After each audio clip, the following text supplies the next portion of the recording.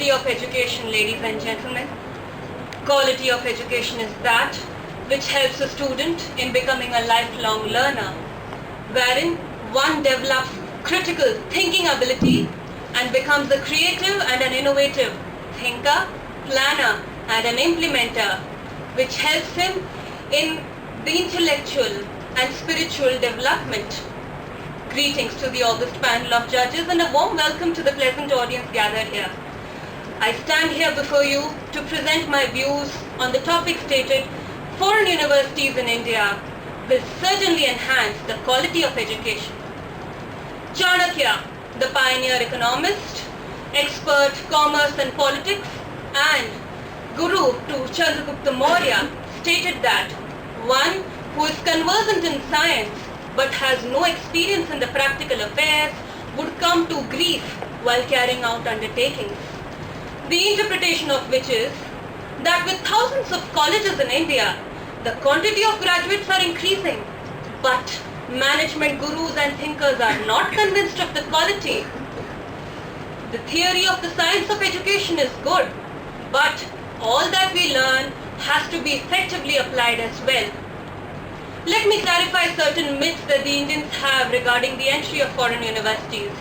Myth number one, then the entry of such universities will lead to distortion and corruption of the existing education system. But the reality is that with the government giving a nod to the foreign university by passing the Foreign Education Institution Entry and Operation Bill 2010, the competition offered by the foreign universities shall lead the Indian universities to enhance theirs, and that will lead to a ubiquitous improvement not only in the efficiency of the delivery system and cost reduction, but also in reducing the gap between the skills required in real life and their supply. The second myth is that India does not need foreign universities since it has adequate funds stashed away in the government treasury. But the sad reality is that the government investments in higher education is only 4.1% of the GDP, which amounts to merely 8,000 crores. That is expected to cater to the needs of lakhs of students across the country. Myth number three, India does not need foreign universities since it has adequate resources and infrastructure to develop and create educational institutions. But the sad reality yet again is that India has only 611 universities and 33,023 colleges, the classrooms of which are jam-packed with 150 students when the actual seating capacity is only 60. The fourth myth is that the quality of education imparted will be compromised with no substantial benefits accruing to the economy. But the reality is that the entry of foreign universities will usher in advanced pedagogical tools, reservoir of resources and long experience. And the question of quality being compromised is baseless since these institutions are handpicked by NBA and NAC.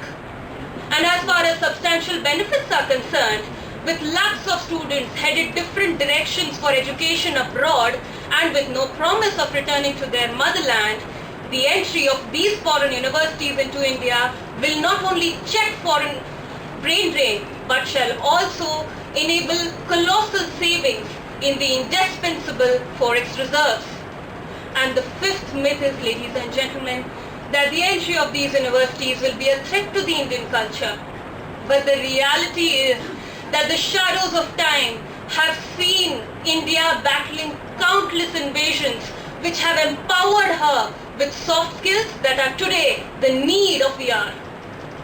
Moreover, the Indian culture is like a flowing river. We willfully accept and absorb the foreign societies and culture, which is what has given her the unique identity of being called a multicultural nation. That, coupled with the growing fierce competition, form the quintessential elements of the modern education system. And this reality is supported by Kavi Guru Rabindranath Tagore, who has said that the highest education is that which does not give us mere information, but that which makes our life in harmony with all existence. Thank you.